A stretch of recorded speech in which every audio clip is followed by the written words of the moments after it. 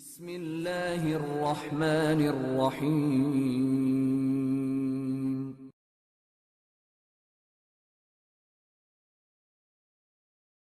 Bismillahirrahmanirrahim. Assalamualaikum warahmatullahi wabarakatuh.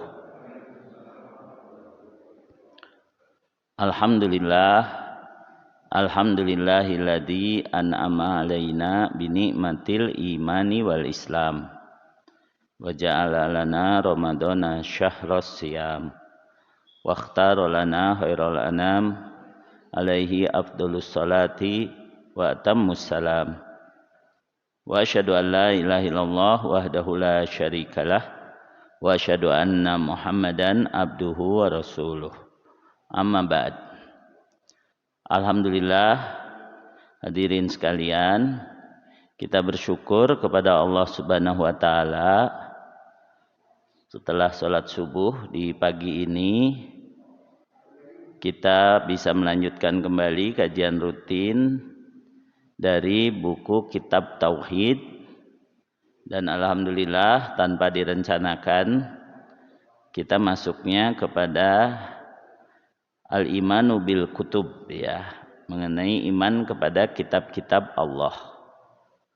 Dan ini karena di awal bulan Ramadan ini sangat munasabah, sangat bersesuaian, sebab syahrul Ramadan disebut juga sebagai syahrul Quran, bulan Al-Quran.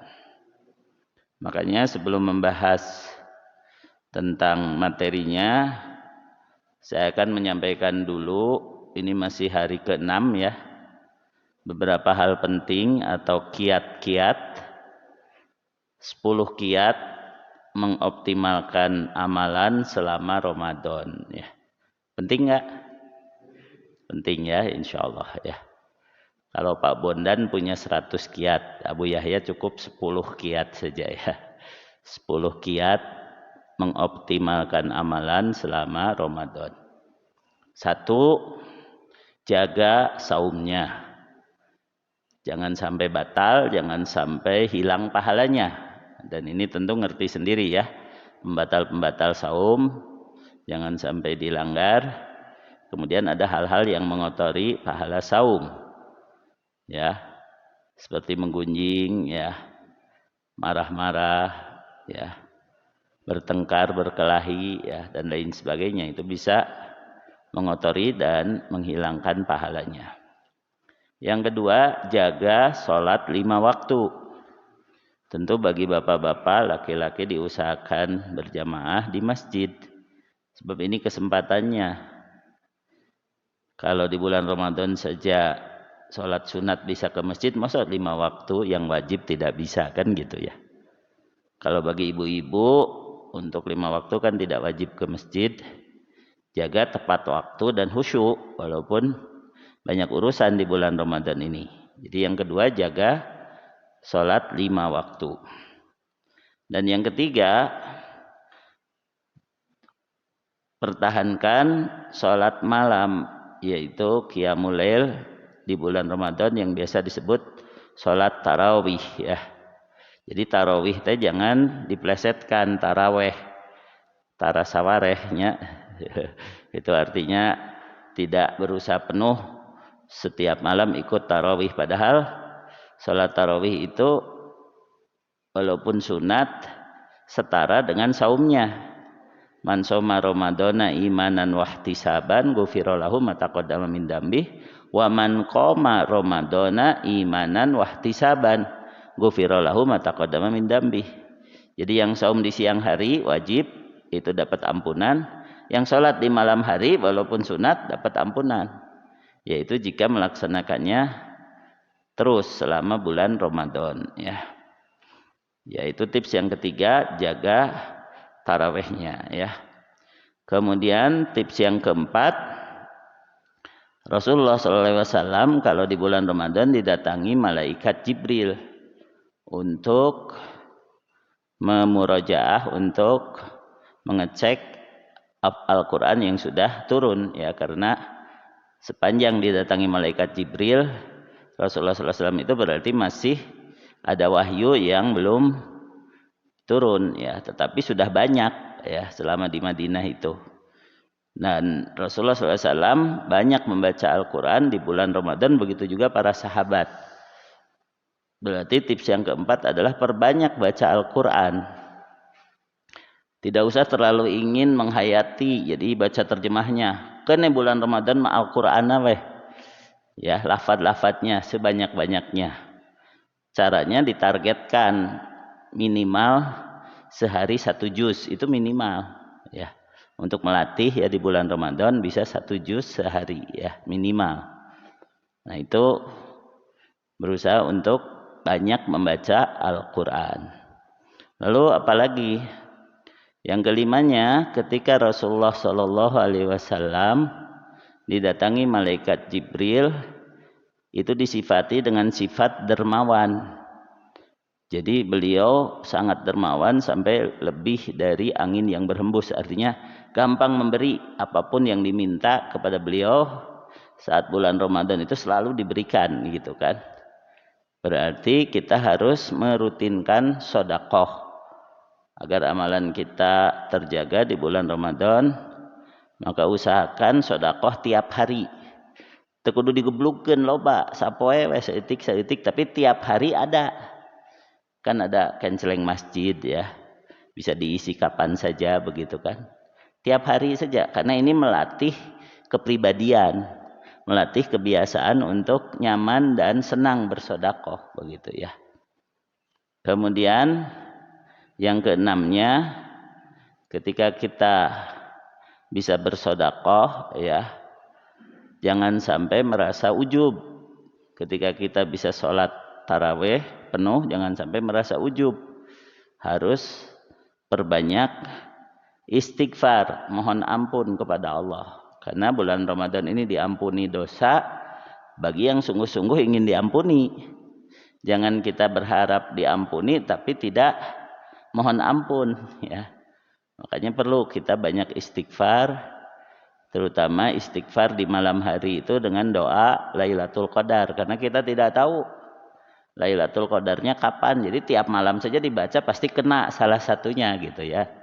Doa Lailatul Qadar itu, Allahumma innaka afuwun tuhibbul afwa fa'fu anni ya. Ya Allah, sesungguhnya Engkau Maha Pemaaf, Engkau mencintai permaafan, maka maafkanlah aku. Jadi al-afwu itu setelah diampuni terus dibimbing. Kalau al-maghfirah diampuni saja, tapi setelah itu masih bisa salah lagi, istighfar lagi. Tapi kalau al-afwu, Lailatul Qadar itu diampuni, maka setahun sampai Lailatul Qadar berikutnya dia akan terbimbing ya. Dia akan terjaga. Jadi Lailatul Qadar itu asuransi tahunan buat orang beriman yang mendapatkannya. Selama setahun itu dia dapat bimbingan agar tetap dalam keislaman, minimalnya tidak murtad gitu ya. Jadi dijaga selama setahun ya. Kemudian yang keenamnya, keenam apa ketujuh ini?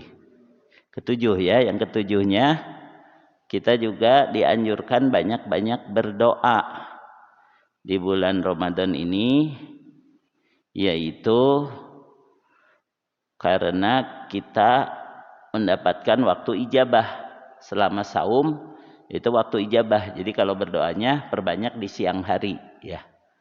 Terutama doa minta diterima ya, Allahumma salimni li Ramadan wa salim Ramadana li wa tasalamhu minni mutaqabbala. Atau doa Nabi Ibrahim, Rabbana taqabbal minna innaka antas samiul alim wa tub alaina innaka antat tawwabur rahim ya. Minta diterima amal, doa yang paling utama di bulan Ramadan ya. Kemudian yang kedelapan, dianjurkan untuk kita beriktikaf ya. Beriktikaf di bulan Ramadan 10 malam terakhir, yaitu mencari Lailatul Qadar tadi. Karena ada hadis lagi, man qoma Lailatul Qadri imanan wahtisaban ghufira lahu ma taqaddama min dambi. Siapa yang sholat malam di malam Lailatul Qadar dengan dasar iman dan berharap kepada Allah, Allah akan mengampuni dosanya. Jadi kalau udah terlanjur 6 hari ini kemarin ada yang bolong tarawehna, niatkan 10 malam terakhir mah jangan ada bolong. Salah satunya pasti Lailatul Qadar, begitu ya. Jadi 10 malam terakhir itu yang jangan bolong gitu kan. Kemudian yang kesembilannya tentunya secara umum jangan biarkan kesempatan beramal baik yang kecil sekalipun kita lewatkan. Apalagi yang besar. Apa yang besar itu? Ya kalau ada kesempatan umroh, sekarang kan masih suasana pandemi ya. Tapi umroh Ramadan itu termasuk sesuatu yang sangat dianjurkan. Siapa yang umroh di bulan Ramadan, kata Rasulullah SAW, kahajjatim ma'i, seperti dia berhaji bersamaku, pahalanya. Ya, pahalanya itu ya. Kemudian juga menghadiri majelis-majelis ilmu seperti ini. Karena apa? Karena kita ingin bertakwa, ya harus meningkat ilmu supaya meningkat amal. Ya. Kemudian yang ke-10-nya sebaliknya. Jangan biarkan godaan untuk beramal buruk, ya, kita terjatuh ke dalamnya sekecil apapun. Jadi kita waspada kalau ngobrol-ngobrol di bulan Ramadan. Ini apa ini, udah ngomongin orang, udah saya pergi aja gitu. Tapi jangan bilang nanti aja habis maghrib, sama aja sebenarnya. Sama aja dosa walaupun sudah buka begitu. Tapi kalau siang hari ditambah, yaitu berkurang pahala saumnya ya. Jadi itu 10 kiat untuk memaksimalkan amalan di bulan Ramadan ya. Nah, terutama yang ketiga tadi yaitu membaca Al-Qur'an. Membaca Al-Qur'an itu untuk di bulan Ramadan lebih mengutamakan kuantitas, banyaknya, seringnya.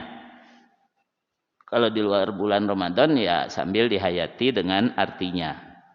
Hanya karena tadi salah satunya juga mengikuti majelis ilmu ya agar meningkat ketakwaan, maka sekarang kita bahas rincian al-imanu bil kutub, yaitu iman kepada kitab-kitab Allah. Definisinya ya secara etimologi atau secara bahasa, al-kutub merupakan jamak bentuk plural ya dari kata al-kitab. Jadi kitab itu satu, kutub itu banyak. Kalau saum itu satu, siam itu banyak ya. Jadi kutiba alaikumus siam, orang Arab sudah tahu siam berarti beberapa hari, bukan hanya satu hari. Kalau saum satu hari ya.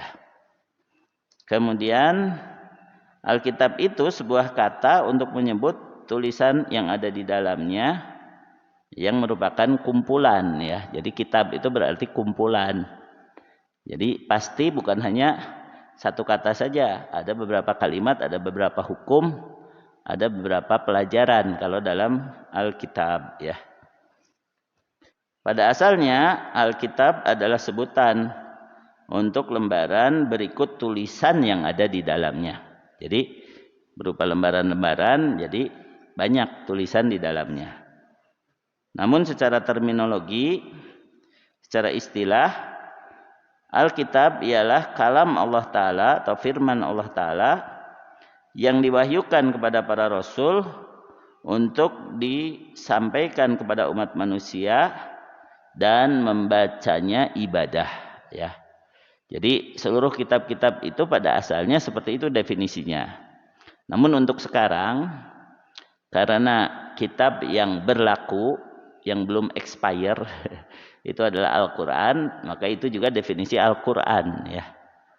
Al-Quran huwa wahyun ilahyun munazzalun ila rasulillahi sallallahu alaihi wasallam limaslahatil bashar dunyahum wa ukhrahum wa qiraatuhu minal ibadat. Al-Quran itu adalah wahyu ilahi yang diturunkan kepada Rasulullah Muhammad sallallahu alaihi wasallam untuk kemaslahatan manusia, urusan dunia maupun urusan akhirat, dan dengan membacanya bernilai ibadah. Berbeda dengan wahyu yang satunya yaitu sunnah. Kalau hadis dibaca tidak langsung bernilai ibadah, kecuali dihayati, dimengerti, diamalkan ya. Kalau Al-Quran walaupun kita tidak ngerti bernilai ibadah. Makanya di bulan Ramadan jangan khawatir. Dan jangan tadi dengan perasaan saya ingin lebih menghayati jadi lama bacanya. Baca ayatnya, baca terjemahnya gitu. Kalau di luar bulan Ramadan masih silahkan. Tapi di bulan Ramadan perbanyak saja baca. Walaupun nggak ngerti tetap dapat pahala. Kata Rasulullah SAW, man qara'a harfan min kitabillah falahul hasanah wal hasanatu bi asyari amsalihha. Seorang yang membaca kitab Allah, dia mendapat kebaikan yang bernilai 10 kebaikan, ya. Satu huruf saja. La aqulu alif lam mim harf. Aku tidak berpendapat alif lam mim dalam Al-Qur'an itu sebagai satu huruf. Walakin alifun harf, walamun harf, wa mimun harf. Jadi alif lam mim bernilai 3 harf. Dan kita tidak ngerti artinya, tetap bernilai 10 kebaikan, ya. 10 kebaikan. Jadi alif lam mim 10 tambah 10 tambah 10 berapa kebaikan? 30 kebaikan. Tapi ya itu tadi, berusaha untuk membaca dengan baik dan benar, ya, membaca sesuai tajwid. Jadi membaca alif lam mim saja harus benar. Alif lam mim, ya. Yaitu alif dibaca biasa pendek, kemudian lamnya dibaca seperti waladdallin, ya. Mad wajib musaqqal kilmi disebutnya, ada tasjid, jadi dipanjangkan dulu lam, namun karena mimnya itu gunnah harus didengungkan, ya. Jadi baca alif lam mim aja pakai ilmu itu. Alif lam mim. Kalau waladdallin kan nggak usah didengungkan, waladdallin. Nah, kalau alif lam mim, mimnya harus rada didengungkan, ya, ditekan dulu, ya. Itu bernilai 30 kebaikan. Bagaimana kalau belum benar bacanya? Kata Rasulullah SAW, siapa yang membaca Al-Quran dengan lancar, dia seperti malaikat utusan Allah yang selalu baik, ya, yang disifati dengan kebaikan.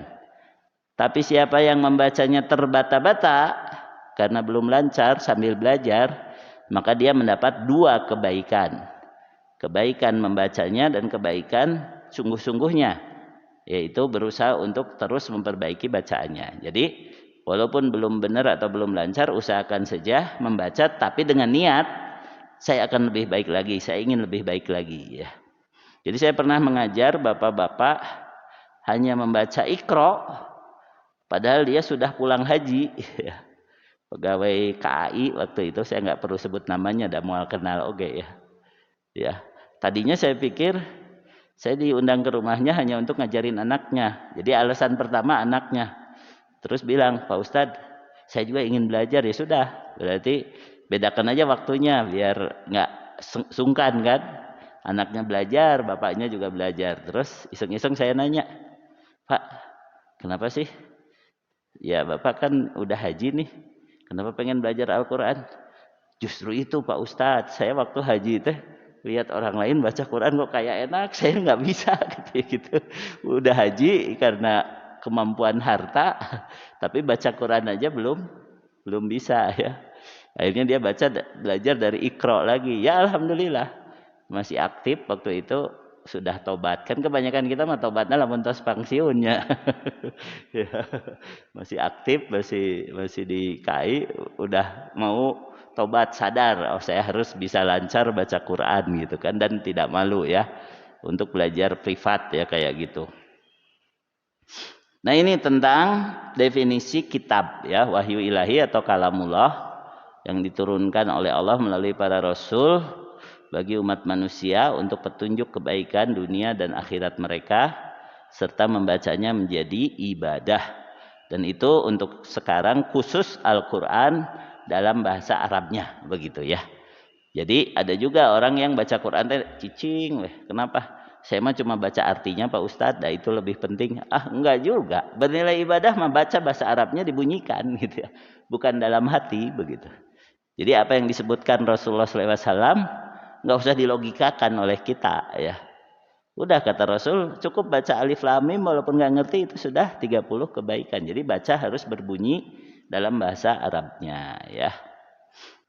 Kemudian bagaimana tentang mengimani kitab-kitab atau al-imanu bil kutub? Mengapa Al-Qur'an menyebutkan banyak padahal mengapa dalam rukun iman disebutkan orang Islam itu harus beriman kepada kitab-kitab, padahal yang harus dipelajari dan diamalkan mah hanya Al-Quran. Kenapa disebutkan semua kitab harus diimani?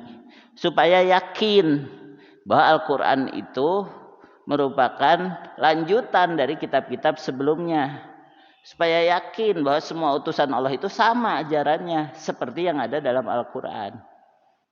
Saya sering mengatakan, kalau ada orang tidak percaya adanya Allah, kalau ada orang tidak percaya adanya penciptaan, dan mereka lebih percaya kepada teori evolusi, bahwa alam semesta manusia terbentuk secara kebetulan, terus kemudian ada kejadian petir di atmosfer yang kemudian menyambar asam amino sehingga terjadi amuba berkembang biak jadi bersel banyak, kemudian menjadi tumbuhan, menjadi hewan, akhirnya ada yang jadi monyet, akhirnya monyet jadi manusia, gitu kan teori evolusi mah gitu ya.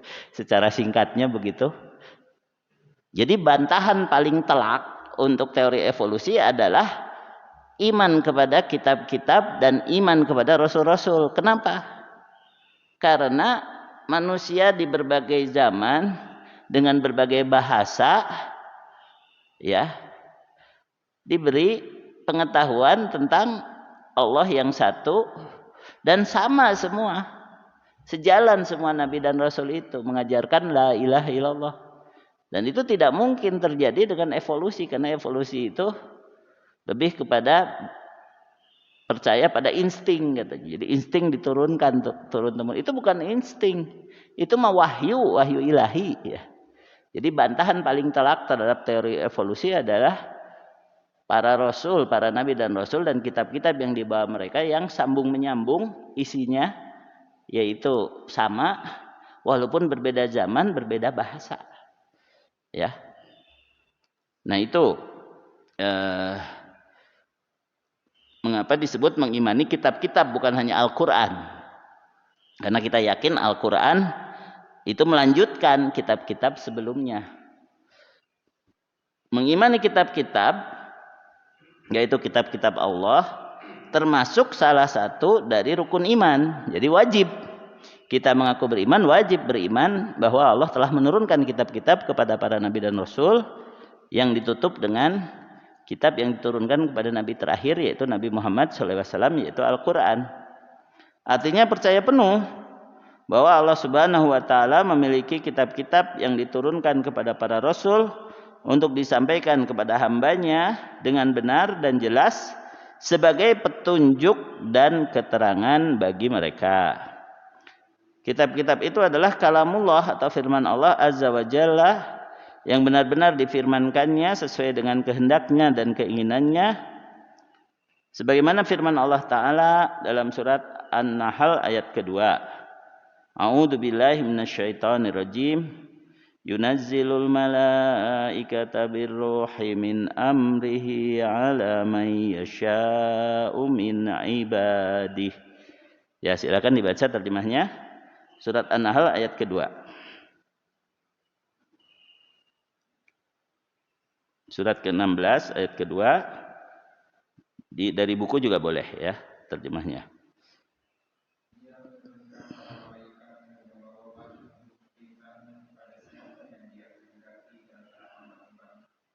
Jadi Allah menurunkan para malaikat dengan membawa wahyu dengan perintahnya. Nah, Al-Quran diturunkan secara sekaligus dari Lauhul Mahfud ke Baitul Izzah. Itulah yang disebut nuzulul Quran pertama kali, yaitu di malam Lailatul Qadar. Jadi di malam Lailatul Qadar itu malaikat Jibril membawa seluruh Al-Quran dari Lauhul Mahfud ke Baitul Izzah. Jadi Baitul Izzah itu markas malaikat di langit yang paling dekat, langit dunia, langit pertama.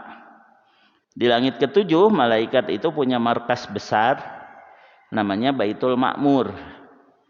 Ketika disebut di langit pertama Baitul Izzah, di langit ketujuh Baitul Ma'mur, ada jamaah yang iseng nanya, Ustadz kalau di langit kedua, ketiga, keempat, kelima, keenam, apa nama markas malaikatnya? Saya nggak diberitahu dan Rasul tidak memberitahu. Jadi ada tapi kita tidak diberitahu. Hanya diberitahu dua berita itu. Berita tentang Baitul Izzah yaitu markas malaikat di langit pertama, dan Baitul Ma'mur itu markas malaikat di langit ketujuh.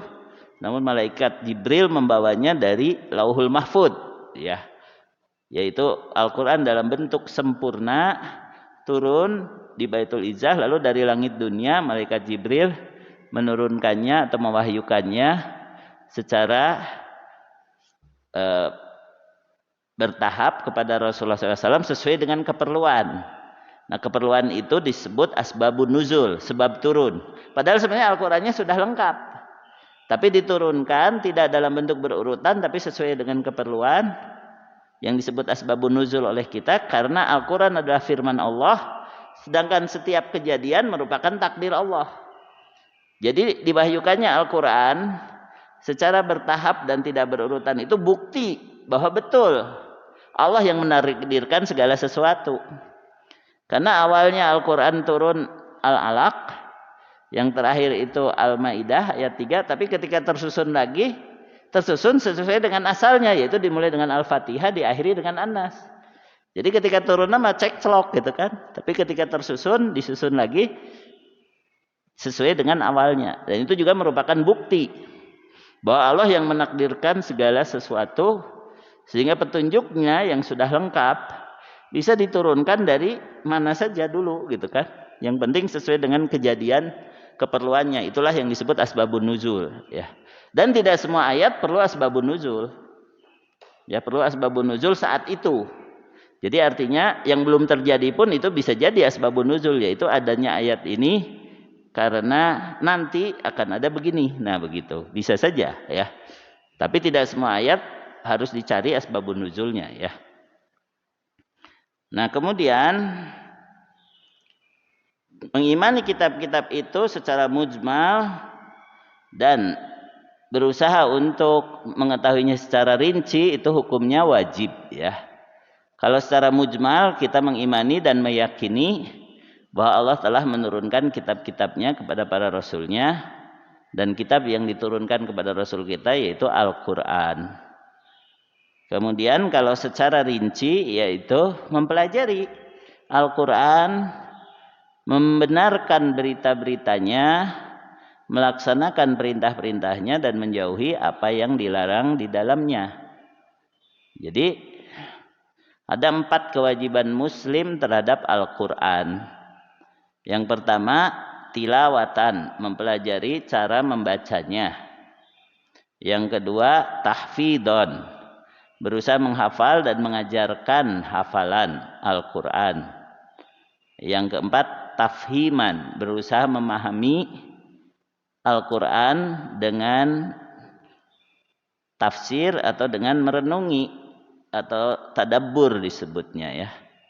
Dan yang keempatnya adalah tatbiqon. Jadi tilawatan, tahfidon, tafhiman, wa tatbiqon. 4T, ya. Tilawah, tahfid, tafhim, dan tatbiq, ya. Membaca, menghafal, memahami, dan menerapkan, ya. Itulah 4 kewajiban muslim terhadap kitab Al-Qur'an, ya. Jadi ketika kita belajar Al-Qur'an bukan hanya salah satu, tapi belajar semuanya. Karena hadisnya menyebutkan khairukum man ta'allamal Qur'ana wa 'allamahu. Sebaik-baik kalian, sebaik-baik umatku adalah yang mempelajari Al-Qur'an dan mengajarkannya. Mempelajari apanya? Bacanya, menghafalnya, mengertinya, dan menerapkannya. Itu yang disebut mempelajari Al-Qur'an. Bukan hanya baca doang. Tapi kembali, khusus di bulan Ramadan perbanyak dulu apa? bacanya, khusus di bulan Ramadan. Sebab dengan banyak baca nanti yang lain-lain itu akan ikut, ya. Saya yakin kok orang-orang liberal, orang-orang munafik ini ketika mereka seenaknya berkomentar tentang sesuatu yang melanggar ayat Al-Qur'an, mereka sebenarnya karena tidak pernah baca. Ya, tidak pernah baca Al-Qur'an. Minimal orang yang membaca Al-Qur'an dan berusaha menghafalkannya, dia ingin cari tahu, oh ini ayat ini kayaknya menyentuh hati saya, apa ya artinya gitu. Sebab untuk bisa tersentuh hati itu kadang-kadang tidak perlu ngerti artinya. Ketika dengar imam bacanya kok kayaknya mengharukan banget, ikut nangis bisa. Mungkin yang pernah umroh ya, apalagi umroh Ramadan, orang-orang pada nangis, saya nggak ngerti nih bacanya, tapi kok bisa nangis juga. Minimal yang cerikan kunaonnya orang dengarti gitu kan. Minimal nangisnya karena orang lain nangis gitu kan. Nah seperti itu ya. Ya nggak masalah gitu kan. Tapi nanti setelah itu dia pasti ingin tahu. Ya, ingin tahu kenapa ya imam nangis ketika mengulang-ulang ayat ini, ya. Jadi akhirnya tahu minimal dari terjemah. Syukur-syukur nanti jadi ingin tahu, belajar bahasa Arab. Jadi Imam Asy-Syafi'i mengatakan karena agama kita itu sumbernya berbahasa Arab yaitu Al-Qur'an dan As-Sunnah, maka wajib seorang muslim untuk belajar bahasa Arab. Ini Imam Syafi'i nih. Imam Syafi'i mengatakan hukum belajar bahasa Arab itu wajib. Hanya untungnya apa? Untungnya tidak mengatakan sampai bisa. Nu penting pernah belajar. Itu bisa-bisa namanya wajar lah gitu. Yang penting pernah belajar ya, belajar kerletik mah ditajuk pasti diajari ya, baitun imah babun panto subakun jandela jidarun bilik, diajar gitu wae menang pahala. Kalau menurut Imam Syafi'i. Karena apa? Karena sudah belajar bahasa Arab. Kalau saya sama guru saya diajarin itu dimulai dengan kata tunjuk. Kata tunjuk hada dan hadihi. Apa bedanya hada dengan hadihi? Kalau hada untuk mudzakkar, untuk isim dalam bentuk mudzakkar itu gender laki-laki. Kalau hadihi dalam bentuk perempuan. Ciri isim yang perempuan itu biasanya di tukangna aya gelung, aya ta marbutoh, ta yang berbentuk kayak ha lalu ada titik dua, itu ciri itu muannas. Ya. Jadi dites dulu kalau Alkitab depannya apa? Hadal kitab ya. Kalau kurosah buku tulis bagaimana depannya? Hadihil kurosah ya. Ini buku tulis karena itu muannas ya. Lalu beliau cerita ya bahwa dengan bisa hada saja orang waktu haji bisa komunikasi katanya. Jadi ada dulu zaman dulu ada orang Majalengka ya berangkat haji sambil punya cita-cita, saya ingin bikin barbecue daging panggang dari daging onta. Lalu saya sudah bekal kecap Majalengka, kecap paling enak gitu. Di sini saja enak gitu dengan daging sapi, daging domba gitu, kecap Majalengka itu enak. Saya ingin bikin bakar daging onta lalu dibubuhi kecap Majalengka. Ternyata ketika dia sedang membakar daging, kecapnya itu dimainin sama anak orang Arab. Dibuka tutupnya, dibawa lari sampai habis. Akhirnya dikejar, dijewer kayak orang Indonesia gitu, dijewer sampai nangis anaknya. Bapaknya datang marah-marah. Marah-marah dia pasti ngerti marah walaupun nggak ngerti bahasa Arab. Ya. Kemudian orang itu mengatakan karena nggak bisa bahasa Arab, ya Syekh, hada dihada-hada gitu. Jadi ini kecap ini digini-gini. Jadi saya marah ke dia. Ngerti juga itu orang Arab. Jadi lumayan bisa belajar hada saja bisa komunikasi gitu. Hada dihada-hada gitu. Jadi iya di kieu-kieu muncul orang Sunda mah gitu ya. Jadi kalau tidak belajar tata bahasa ya akhirnya bahasanya TST ya, tahu sama tahu. Saya waktu di Saudi ada kenalan supir orang Sunda, tos berapa tahun di dia, tos 15 tahun ya. Terus dipanggil sama majikannya, "Heh, Ahmad, inta ruh pen," gitu. "Ana mah piruh pen-pen," gitu. Jadi seperti orang Sunda aja. "Kamu pergi kemana?" Jawabannya, "Aku tidak pergi kemana-mana." Padahal lain gitu bahasa Arab. "Ana mah piruh pen-pen," saya tidak pergi kemana-mana. Gitu. Jadi disundakeun deui gitu. Tapi nggak apa-apa, sudah berusaha. Sudah berusaha belajar, itu sudah dapat pahala. Walaupun belum sampai bisa. Tapi ingat tadi Imam Syafi'i menyebutnya wajib berdasarkan kaidah mala yatimul wajibu illa bihi fahuwa wajib. Apa yang tidak sempurna suatu kewajiban kecuali dengannya, maka hal itu menjadi wajib juga. Kita tidak akan sempurna mempelajari Al-Quran, mempelajari Islam, kecuali dengan belajar bahasa Arab. Maka dari situ Imam Syafi'i menghukuminya wajib ya. Tapi kewajiban yang paling tinggi yaitu kewajiban mengimani kitab Allah. Yang pertama, dalil beriman secara global atau secara garis besar. Yang pertama, tolong dibuka terjemahnya, surat Al-Baqarah ayat 136.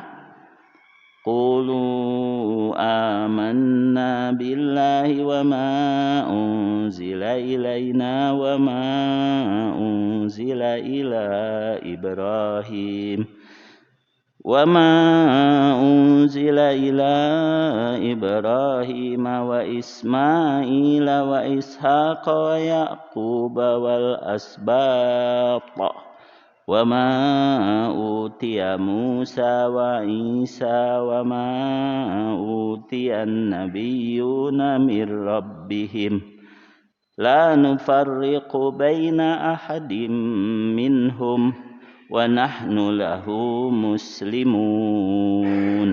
Ya, silakan terjemahnya.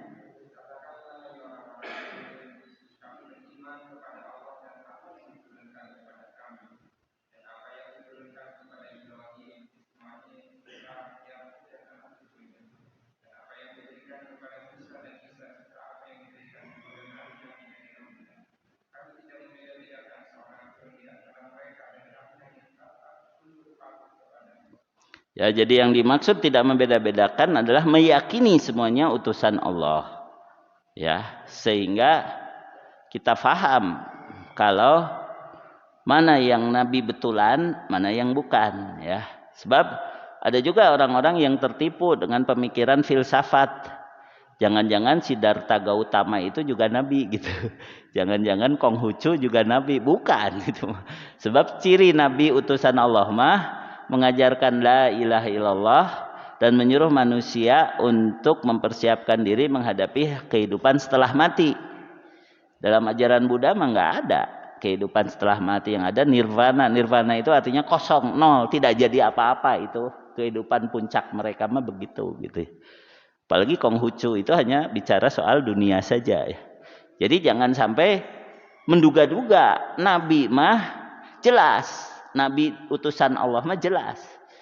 Ya. Walaupun tidak disebutkan semua oleh kita, Rasulullah SAW sudah memberitahukan secara garis besar. Di antara anak cucu Adam yang dijadikan nabi sekitar 124.000, 125.000. Yang dijadikan rasul sekitar 313 ya. Jadi di antara nabi ada yang jadi rasul. Jadi semua rasul pasti nabi, tapi ada juga yang hanya nabi saja tidak jadi rasul ya, begitu. Sedangkan kita waktu kecil dikasih tahu 25 nabi dan rasul. Itu yang dikenalkan dalam Al-Qur'an ya. Tapi ada nabi-nabi lain yang disebutkan dalam hadis tadi sampai 125 ribuan. Sedangkan rasul sekitar 300-an lebih, yaitu yang jadi rasul. Ya begitu di dalam hadis sahih ya. Nah, yang dimaksud kami tidak membeda-bedakan artinya meyakini mereka semua diutus oleh pencipta alam ini, oleh Allah Rabbul Alamin.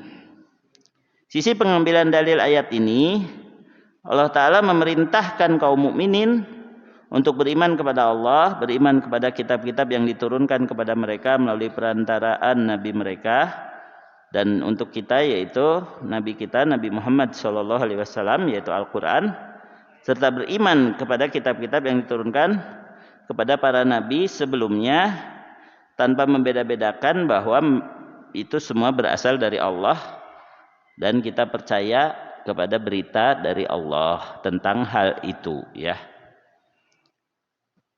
Dalil yang kedua, firman Allah Ta'ala, ini sudah terkenal ayatnya, Al-Baqarah 285. Amanar rasulu bima unzila ilaihi min rabbihi wal mu'minun. Kullun amana billahi wa malaikatihi wa kutubihi wa rusulih. La nufarriqu baina ahadim min rusulih. Wa qalu sami'na wa ata'na ghufranaka rabbana wa ilaikal masir. Silahkan dibaca terjemahnya. Rasul telah beriman kepada Al-Quran yang diturunkan kepadanya dari Robnya. Demikian pula orang-orang yang beriman. Semuanya beriman kepada Allah, malaikat-malaikatnya, kitab-kitabnya dan rasul-rasulnya. Mereka mengatakan, kami tidak membeda-bedakan antara seorang pun dengan yang lain dari rasul-rasulnya. Dan mereka mengatakan, kami dengar dan kami taat. Mereka berdoa, ampunilah kami ya Rob kami, dan kepada Engkaulah tempat kembali. Ya, jadi sisi pengambilan dalil ayat tersebut di atas berisi keterangan iman Rasulullah SAW dan orang-orang mukmin, yaitu para sahabat, serta keterangan perintah kepada mereka untuk mengimani Allah, para malaikat, kitab-kitab dan para rasul alaihimussalatu wassalam tanpa membeda-bedakan di antara mereka, sebab mengingkari sebagian mereka sama dengan mengingkari mereka semua. Jadi yang disebut kafir itu adalah tidak mengimani kitab-kitab dan tidak mengimani rasul-rasul, walaupun hanya satu. Dalilnya yaitu kadzabat qaumun Nuhim mursalin. Kaum Nuh telah mendustakan para rasul. Padahal yang diutus kepada kaum Nuh ada berapa rasul? Hanya satu, hanya Nabi Nuh saja. Tapi disebut mereka mendustakan semua rasul. Jadi sekarang yang tidak percaya kepada Nabi Muhammad disebut kafir, walaupun hanya satu rasul yang mereka dustakan. Yang tidak percaya Al-Quran disebut kafir, walaupun katanya mereka percaya kepada Injil, kepada Taurat. Tetap saja kalau nggak percaya sama Al-Quran, kafir, ya, karena telah membedakan satu kitab dengan kitab yang lain, satu rasul dengan rasul yang lain, yaitu Nabi Muhammad tidak mereka imani, Al-Quran tidak mereka imani. Jadi kafir menurut pandangan Islam adalah tidak percaya kepada Nabi Muhammad dan tidak percaya kepada Al-Quran, itulah kafir. Bukan tidak bertuhan. Jadi ada yang menyempitkan definisi kafir itu yang tidak bertuhan. Jadi hanya orang ateis saja yang kafir, yang lain mah disebut beriman. Salah itu mah. Sampai kemarin ada doa semua agama katanya biar lebih diijabah. Liar tuh, semua agama berdoa jadi diijabah, mah kenapa? Karena mereka mah ditolak, lalu disatukan dengan Islam. Padahal wala talbisul haqqa bil batil. Jangan campur adukan yang benar dengan yang salah. Wa may yabtaghi ghairal islami dinan fala yuqbala minhu. Siapa yang mencari agama selain Islam tidak akan diterima. Jadi mereka melakukan itu doa bersama. Itu hukumnya haram karena tidak boleh mencampur adukan yang benar dengan yang salah. Yang kedua, kalau mereka meyakini dengan begitu Allah lebih mengijabah, hukumnya murtad itu. Karena dia tidak percaya inna dina indallahil Islam. Kalau meyakini begitu malah jadi murtad gitu. Seperti orang yang meyakini semua agama sama, semua agama benar, itu murtad itu hukumnya, keluar dari Islam ya. Naudzubillahi min dalik ya. Jadi mumpung bulan Ramadan harus lebih tegas dalam masalah akidah begitu ya. Harus jelas begitu. Jadi hati-hati dengan pemurtadan secara pelan-pelan, dimulai dengan salam semua agama ya. Assalamualaikum, salam sejahtera, Om Swastiastu, nama budaya, apalagi macam-macam ya gitu ya. Disebut semuanya. Sok, Bapak Ibu tidak perlu mengerti hadis. Kira-kira Rasul melakukan itu enggak? Tidak mungkin. Rasul mah pasti assalamualaikum wungkul. Betul tidak? Kita kan umat Nabi Muhammad, jangan nambah-nambah. Jangan ngarang-ngarang sendiri begitu ya. Sudah jelas kita mau ikut Rasul saja gitu. Sudah pasti Rasul mah tidak akan begitu, sudah pasti gitu. Cukup assalamualaikum kata Rasul, dijawab waalaikumsalam 10. Assalamualaikum warahmatullahi, dijawab waalaikumsalam warahmatullahi 20. Assalamualaikum warahmatullahi wabarakatuh, dijawab waalaikumsalam warahmatullahi wabarakatuh 30. Apa maksudnya? Nilai kebaikannya. Assalamualaikum saja 10 kebaikan. Assalamualaikum warahmatullahi 20 kebaikan. Assalamualaikum warahmatullahi wabarakatuh 30 kebaikan. Sudah cukup sampai di sana, nggak usah ditambah-tambah juga. Assalamualaikum waalaikumsalam warahmatullahi taala wabarakatuh warahmatuhu wa magfiratuh. Eta mah bid'ah lamun gitu.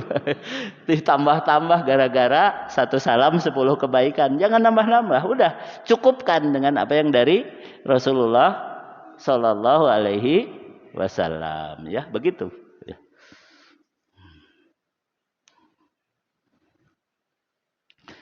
Yang ketiga, dalil beriman kepada kitab-kitab secara global. Ya ayyuhalladzina amanu aminu billahi wa birasulih. Aminu billahi wa rasulihi wal kitabil ladzi nazzala ala rasulih wal kitabil ladzi anzala min qabl. Wa may yakfur billahi wa malaikatihi wa kutubihi wa rusulihi wal yaumil akhir faqad dhalla dhalalan ba'ida. Ya, silakan dibaca terjemahnya. Wahai orang-orang yang beriman, tetaplah beriman kepada Allah dan Rasul-Nya, dan kepada kitab Allah dan kitab yang Allah turunkan kepada Rasul-Nya, serta kitab yang Allah turunkan sebelumnya. Barang siapa yang kafir kepada Allah, malaikat-malaikatnya, kitab-kitabnya, Rasul-Rasulnya, dan hari akhir, maka dia telah sesat sejauh-jauhnya. Ya, jadi di sini diartikan tetaplah beriman. Namun sebagian ulama ahli tafsir menyebutkan, sudah disebut ya ayyuhalladzina amanu, lalu diperintahkan aminu, ya. Wahai orang-orang yang beriman, berimanlah dengan sungguh-sungguh, itu maksudnya. Bukan tetaplah beriman, tapi tingkatkan keimananmu, ya. Jadi di bulan Ramadan yang disebut bulan peningkatan ketakwaan, itu juga harus menjadi bulan peningkatan keimanan, keyakinan. Ya, karena kita harus optimis. Allah menyatakan di bulan Ramadan itu la'allakum tattaqun. Kemudian Allah juga menyatakan wa may yattaqillah yaj'al lahu makhraja wa yarzuqhu min haitsu la yahtasib. Siapa yang bertakwa kepada Allah, maka Allah akan memberi jalan keluar dan beri rezeki yang tidak disangka-sangka. Jadi harus optimis, jangan sedih. Bulan Ramadan pasti ada kemudahan, ya. Pasti ada hal yang tidak disangka-sangka yang harus kita syukuri karena kita akan ditingkatkan ketakwaan, begitu ya. Jadi meningkatkan ketakwaan itu dimulai dengan meningkatkan keimanan. Meningkatkan keimanan, tambah yakin, tambah bulat begitu ya. Iyyaka na'budu wa iyyaka nasta'in, hanya kepada Allah kita beribadah, hanya kepada Allah kita bersandar dan mohon pertolongan, ya. Jadi bukan hanya tetap beriman, tapi tingkatkanlah keimanan. Walaupun sudah mengaku beriman, karena ada iman yang minimal, yang jaminannya tidak kekal di neraka. Ada iman yang maksimal, yang jaminannya diampuni semua dosa, jadi langsung masuk surga. Tidak harus ke neraka dulu. Pilih mana? Pilih maksimal dong ya. Ya, jadi tidak boleh hanya sekedarnya saja. Yang penting kan semua umat Nabi mah dijamin masuk surga. Iya, dijamin masuk surga, tapi di nerakanya nanti berapa tahun? 500 juta tahun, mungkin 2 miliar tahun ya, karena nggak ada yang sebentar di neraka itu. Ya. Jadi lebih baik kita terus kejar iman maksimal di dunia ini supaya kita meninggal dalam keadaan husnul khotimah. Amin ya rabbal alamin. Yang terakhir, sebelum itu, sisi pengambilan dalil dari ayat ini, yaitu surat An-Nisa ayat 136, Allah memerintahkan hambanya untuk beriman kepadanya kepada rasul-rasulnya, kepada kitab yang diturunkan kepada Rasulullah SAW, yaitu Al-Quran, dan kitab-kitab yang diturunkan sebelum Al-Quran diyakini bahwa itu juga kitab dari Allah kepada utusan Allah untuk disampaikan kepada manusia di zamannya. Allah juga menganggap sama orang yang mengingkari malaikat, kitab-kitab dan rasul serta hari akhir dengan ingkar atau kafir kepadanya. Jadi disebut kafir itu bukan tidak percaya adanya Allah, tapi tidak percaya kepada malaikat, tidak percaya kepada kitab-kitab, tidak percaya kepada rasul-rasul, itu sudah kafir juga.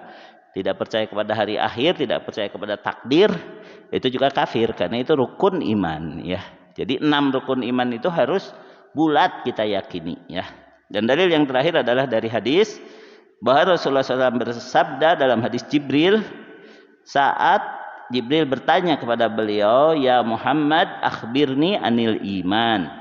Wahai Muhammad, beritahukan kepadaku apa itu iman. Beliau menjawab, "Al-imanu an tu'mina billahi wa malaikatihi wa kutubihi wa rusulihi wal yaumil akhir wa tu'minu bil qadari khairihi wa syarrihi."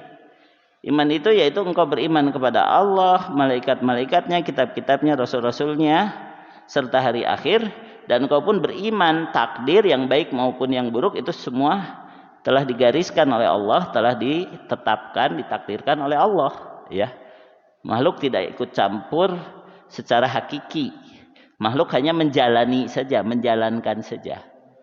Jadi kalau orang beriman, ketika dia bisa melakukan kebaikan, dia tidak sombong. Oh, saya bisa melakukan ini karena pertolongan Allah. Saya bisa melakukan ini karena Allah telah menakdirkannya. Semoga Allah menerima amal ini. Tapi ketika mendapat musibah, dia tidak menyalahkan takdir. Allah Maha Adil, ini pasti karena dosaku. Aku harus bertobat, aku harus kembali ke jalan yang benar. Bukan terbalik. Terbalik itu biasanya ketika susah bilang, ini mah takdir Allah, saya emang nggak mau begini. Nyalahkan ke Allah. Kalau dapat kesenangan, lihat siapa dulu dong, gitu kan. Rezeki anak soleh. Jadi ketika mendapat kesenangan malah balik pada diri sendiri. Ketika susah nyalahin takdir, itu mah terbalik. Ya, walaupun sama susah maupun senang itu takdir Allah, tapi sikapnya harus beda. Kalau senang jangan sombong karena itu takdir Allah. Kalau susah, Allah Maha Adil. Ini pasti ada pelajaran buatku, begitu. Ya. Jadi harus benar kalau sudah ngaji dalam beriman kepada takdir dan menyikapinya. Namun itu nanti dibahas dalam keimanan kepada takdir. Kita masih membahas iman kepada kitab secara global atau secara mujmal. Dalam hadis tadi Rasulullah SAW menjadikan iman kepada kitab-kitab Allah termasuk salah satu rukun iman. Ya, seperti itu. Mudah-mudahan bermanfaat. Subhanakallahumma wa bihamdik asyhadu an la ilaha illa anta astaghfiruka wa atubu ilaik. Wassalamualaikum warahmatullahi wabarakatuh.